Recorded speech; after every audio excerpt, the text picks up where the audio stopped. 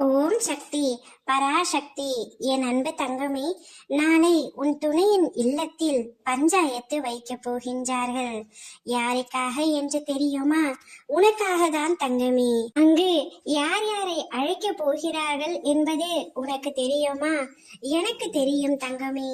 ஆனால் அங்கு உன்னை அழைக்கப் போவதில்லை என்பதை மட்டும் உன்னிடம் முன்கூட்டியே சொல்லவே உன் அம்மா நான் வந்துள்ளேன். நீயும் உன் துணையும் சமீப காலமாக கருத்து வேறுபாடாலும் மனக்கசப்பாலும் இப்பொழுது பிரிந்து உள்ளீர்கள். உங்களது பிரிவு உங்களை மட்டுமல்லாமல் உன் வருங்கால சந்ததிகளையும் சேர்த்து பாதிப்பதினால்தான் பெற்றோர்கள் அனைவரும் சேர்ந்து இந்த பஞ்சாயத்தை வைக்க முடிவெடுத்திருக்கின்றார்கள். உனக்கும் உன் துணைக்கும் மட்டும்தான் கருத்து வேறுபாடு. ஆனால் அதில் உன் குடும்பமோ அவரது குடும்பமோ பாதிக்கப்படுவது நல்லதல்ல என்பதை உணர்த்தவே இப்பஞ்சாயத்து. நீயும் அவரும் சேர்ந்து வாழ வேண்டும் என்பதுதான் உன் அம்மா எனது ஆசை.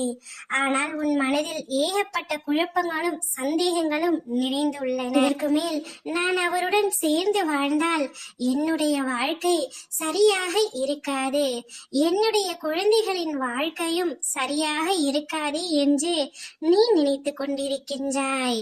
ஆனால் அவரோ உன்னை உண்மையாகத்தான் நேசிக்கின்றார்.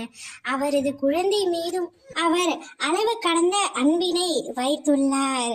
அந்த பிரிவினை தாங்க முடியாமல் தான் உன் துணை அவரது இல்லத்தில் சொல்லி இந்த பஞ்சாயத்தை ஏற்பாடு செய்திருக்கின்றார்கள். இப்பஞ்சாயத்து முடிந்த பிறகுதான் அவரது தீர்ப்பையும் சொல்வார்கள். ஆனால் அப்பஞ்சாயத்தில் உன்னை அழைக்கப் போவதில்லை தங்கமே. அவர்களாகவே ஒரு நல்ல முடிவை எடுத்து உன்னை தேடி வருவார்கள். ஓம் சக்தி.